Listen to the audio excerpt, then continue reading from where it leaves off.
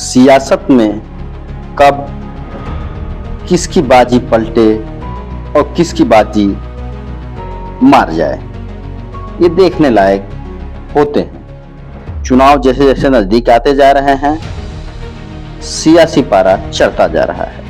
आज बात करेंगे एक हाई प्रोफाइल गीतिका सुसाइड केस में। आज दिल्ली की राउज एवेन्यू कोर्ट ने मुख्य आरोपी गोपाल कांडा को बरी कर दिया। साथ ही MDLR की मैनेजर अरोड़ा चड्ढा को भी निर्दोष करार दिया गया। साल 2005 में गीतिका ने सुसाइड कर लिया था। केस में गोपाल कांडा को 18 महीने जेल में भी रहना पड़ा था और मंत्री पद से इस्तीफा भी देना पड़ा था। हाई प्रोफाइल गीतिका सुसाइड केस में दिल्ली की राउज एवेन्यू कोर्ट ने अहम फैसला सुनाया। उन्होंने हत्याकांड के मुख्य आरोपी गोपाल कांडा को बरी कर दिया है। वहीं MDLR की मैनेजर अरोड़ा चड्ढा को भी निर्दोष करार दिया है। हवाई चप्पल बेचने से लेकर और रियल एस्टेट फिर राजनीति में हाथ आजमाने वाले गोपाल कांडा हमेशा से विवादों में रहे हैं। कभी गीतिका सुसाइड केस तो कभी किसी और मामले में विवादों से उनका पुराना नाता रहा है। फर्श से अर्श तक पहुंचने वाली कहावत गोपाल कांडा पर एकदम सटीक बैठती है। आइए जानते हैं गोपाल कांडा की अनटोल्ड स्टोरी के बारे में। आज उन्होंने अपने ट्विटर से लिखा कि न्याय के मंदिर और अपने ईश्वर पर मुझे विश्वास था। आज मुझे न्याय मिला है। मेरे संघर्ष में हर समय सहयोगी बने रहे सिरसा के जन जन देश प्रदेश के शुभ चिंतकों और समर्थकों का आभारी हूँ। आज दिल्ली में मां कालका देवी जी के दरबार में नतमस्तक होकर आशीर्वाद लिया। जय जय मां जीड़ भवानी जी, जय जय। गोपाल कांडा का पूरा नाम गोयल कांडा है और उनके पिता पेशे से एक वकील थे। गोपाल कांडा नाम पढ़ने के पीछे भी एक अनोखा किस्सा है। दरअसल उनमें हमेशा से ही तरक्की पाने की ललक थी, इसलिए उन्होंने छोटे से लेकर बड़े व्यापार में अपना हाथ आजमाया था। सबसे पहले वो सिरसा जिले की सब्जी मंडी में नाप तौल करते थे। माप तौल में तराजू कांडा का इस्तेमाल होता था, इसलिए उनका नाम भी कांडा पड़ गया।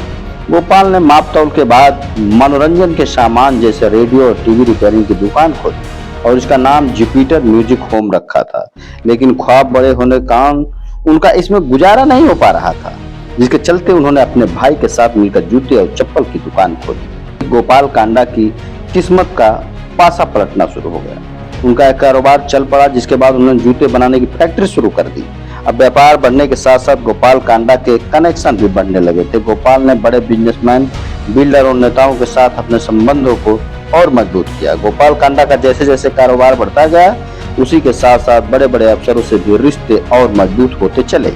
इसी बीच साल 2005 के बाद गुड़गांव की स्थिति बदल रही थी। हरियाणा अर्बन डेवलपमेंट अथॉरिटी सबसे बड़ा जमींदार बन चुका था और इसमें भी गोपाल कांडा की जान पहचान थी, जिसके चलते वह रियल एस्टेट कारोबारी बन गए।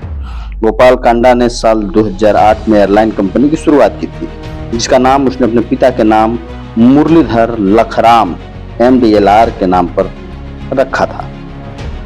गोपाल कांडा ने अपनी कंपनी में लड़कियों की भर्ती करना शुरू कर दिया। इसी कंपनी से ही गोपाल कांडा की जिंदगी में गीतिका शर्मा की एंट्री हुई थी और उस पर ज्यादा ही मेहरबान थे। गीतिका को गोपाल कांडा ने पहले इंटरव्यू के बाद ट्रेनिंग कैबिन क्रू का लेटर थमा दिया। फिर 6 महीने बाद जैसे ही गीतिका 18 साल की हुई, उसे एयर होस्टेस बना दिया। गोपाल कांडा की गीतिका पर मेहरबानी कम नहीं हुई। 3 साल की नौकरी के दौरान ही उन्होंने गीतिका को अपनी कंपनी का डायरेक्टर बना दिया। इन सालों के दौरान खबर यह भी है कि गीतिका का शोषण होने लगा था, जिसके चलते गीतिका ने कंपनी से रिजाइन दे दिया था और दुबई चली गई थी। लेकिन गोपाल ने उन्हें दुबई से वापस बुलवा लिया। दोबारा नौकरी ज्वाइन करने के लिए शर्त रख दी। पुलिस के मुताबिक इन शर्तों में एक शर्त यह भी थी कि गीतिका रोज शाम को काम खत्म करने के बाद गोपाल कांडा से मिलेंगी। इन सबसे वह इतना अधिक प्रताड़ित हो चुकी थी कि उन्होंने अंत में अपनी जीवन लीला को समाप्त करने का ही फैसला कर लिया। 5 अगस्त 2012 को गीतिका ने दिल्ली स्थित अपने फ्लैट में सुसाइड कर लिया। सुसाइड करने से पहले गीतिका ने सुसाइड नोट लिखा था, जिसमें उन्होंने गोपाल कांडा पर कई संगीन आरोप लगाए थे। उन्होंने गोपाल कांडा पर अपने प्रति गलत नजर रखने और उनका गलत इस्तेमाल करने का आरोप लगाया था। साथ ही उन्होंने MDLR की मैनेजर अरोड़ा चड्ढा को भी अपनी मौत का जिम्मेदार ठहराया था। गोपाल कांडा को इसके चलते 18 महीने जेल में भी रहना पड़ा था। हुड्डा मंत्रिमंडल से इस्तीफा भी देना पड़ा था। व्यापार के साथ साथ गोपाल कांडा ने राजनीति में भी अपनी निगाहें जमाई हुई थी और कई नेताओं से भी अच्छे संबंध थे, जिसके चलते गोपाल ने सन 2009 में पहली बार निर्दलीय उम्मीदवार के तौर पर चुनाव लड़ा था। वह सिरसा चुनाव जीत भी गए थे। वह 6000 से अधिक वोटों से चुनाव जीते थे।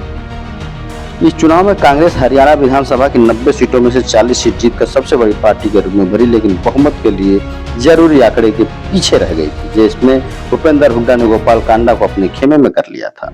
वह सीएम बने और उनकी ही सरकार में गोपाल कांडा को हरियाणा का गृह राज्य मंत्री बना दिया गया। उन्हें शहरी निकाय, उद्योग और वाणिज्य विभाग दिए गए थे। हालांकि 3 साल बाद 2012 में गीतिका हत्याकांड के बाद उन्हें पद से इस्तीफा सौंपना पड़ा था। ये थे चर्चित गोपाल कांडा की कहानी, जिनके पे आज फैसला आया है। फिर मिलेंगे किसी नए किस्से के साथ।